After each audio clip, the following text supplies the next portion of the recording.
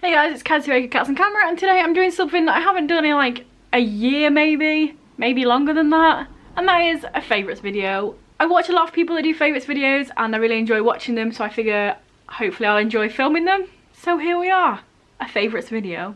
First up, let's just go books because we're all bookish here, and my favourite book that I read last month in September was The Expedition by Bia Uzma, which is no surprise because I gave it 5 stars if you watched my wrap up. I hardly ever give out 5 stars. This book was great. It was fast, it was fun, it was enjoyable, it was interesting because it's non-fiction. It is about an expedition that went missing, and then 33 years later their bodies were found and they had enough food and enough ammo and clothing to have not died. So it's all this mystery of why they died, what happened. It was really interesting. If you enjoy polar expedition type books, then definitely give this one a go.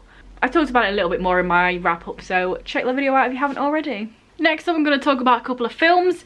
If you've been here a while, you might know that at the beginning of the year I made a list of 25 films I want to rewatch, and I rewatched 2 of them in September. So I rewatched Dogma and I rewatched Call Me By Your Name. Both of them great films, which is why I wanted to rewatch them. But yeah, I really enjoyed Dogma. It's been a hot minute since I watched Dogma, and if you haven't seen this film, check it out. It's funny, it's good. Call Me By Your Name, I actually watched this on Netflix even though I've literally got the DVD. It was there. It was good because the first time I watched it I didn't have subtitles on. It was annoying though on Netflix. I don't know if it's the same on the DVD, but when they're talking in French / Italian / they have like 3 different languages they talk in as well as English, it didn't have any subtitles at the bottom, so I had to have subtitles on the whole way through the film and just kind of ignore them when they're talking in English. So that was kind of annoying, but I mean, it's a great film, great book, check it out. Very blue. On the same sort of vein as watching stuff, season 2 of Elite was out in September at the beginning, so I didn't blast through it. I could have probably just sat there and watched the whole of it in one day, but I saved it. I watched like 4 episodes, then I watched another 3. I was like savouring it because I didn't want to just devour it all in one go and then be sad that it was over, but it's great.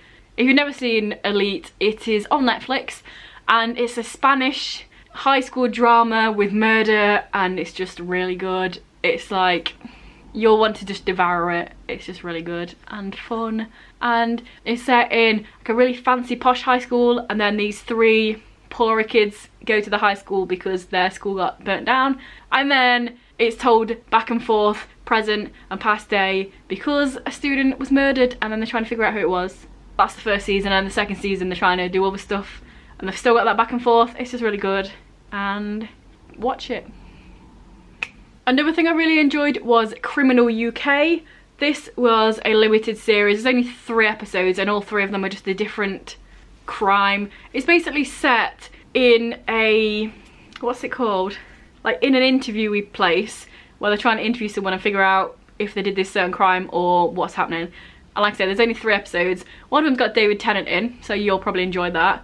And it's just really fun and interesting, and I like sort of cop stuff. I like watching it more than reading it.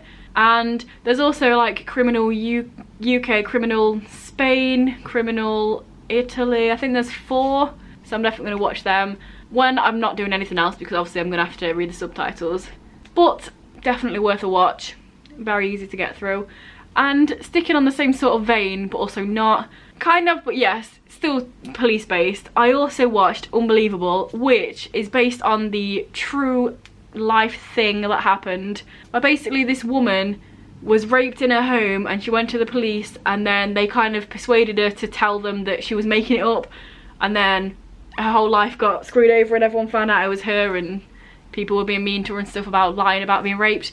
And then all the women also got raped, and then eventually these police people figured out that she wasn't lying and this serial rapist did rape her.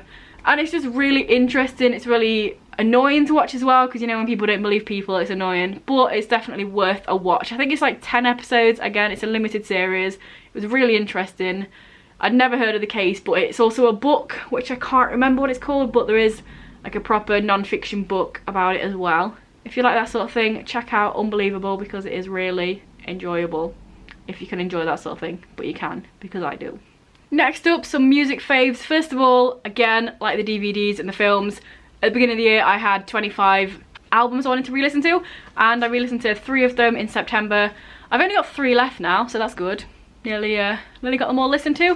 The ones I listened to in September was Pantera, Vulgar Display of Power, Troye Sivan, Blue Neighborhood, and 3 Days Grace, self-titled album. All three of them I very much enjoyed. I hadn't listened to any of them for a long ass time, so it was just great to just dive back in and listen to the whole album again. But also some favourite just individual songs. First of all, Shameless by Roadtrip. Well, it's a cover, I think it's by Camila Cabello. Shameless, I've never heard her version, but Roadtrip do it fucking amazingly. I love Roadtrip. They cover loads of these different songs. I've never heard of the real songs before, and then when I do eventually hear the original, it sounds shit because the Roadtrip are amazing. Check out Shameless. It's going to be linked in the description below, along with a couple other songs I'm about to mention. But it's just so good. They're just so good. And go listen to it because they're so good. Yep. Right now I'm shameless, screaming my lungs out for you, not afraid to face it. Each month I want to, each month I want to show me you're shameless. Write it on my neck, why don't you? And I won't erase it. I need you more than I want to, need you more than I want to. No, I don't wanna do this now. No, I don't wanna do this now. No, I don't wanna do this now. No, I don't wanna do this now. Also, I'm going to throw in Flashing Lights by Roadtrip. That's one of their original songs rather than a cover. And it's on the EP, Dynamite. You should check it all out. It's great. There's only 5 songs. They're amazing. Flashing Lights is just really good. Link in the description. So they're a boy band, and another song that I listened to and remembered how much I loved it was Stingray Affliction by Issues, which is slightly different, not gonna lie. This is like metal mixed with R&B, mixed with rock. Issues are just great. I also listened to one of their newer songs and I enjoyed it, so it took me back to Stingray Affliction, which I love. Check it out below. There's a lot of screaming on it there, so if you're not a fan of that, then probably don't check it out. But check it out, you might like it. There's singing as well. And also, even though I only listen to this maybe once or twice in the month, I did specifically have it in mind. I was like, I need to listen to that song. And that is Rap Devil by Machine Gun Kelly. Sometimes, I don't know why it's just that specific song, but I'll just be on YouTube, I'm like, I really want to listen to Rap Devil, so I'll listen to it. And it's funny because even like a year or however long it's been later, there's still people in the comments saying Eminem's better, and I'm like, guys, why are you looking for this a year later and still moaning about it? Get over it. It's a great song. I like Eminem as well, but Rap Devil is a great song, and you can't deny that. Stars. Talking about music, I'm now going to go on to live music because I photographed 4 gigs in September.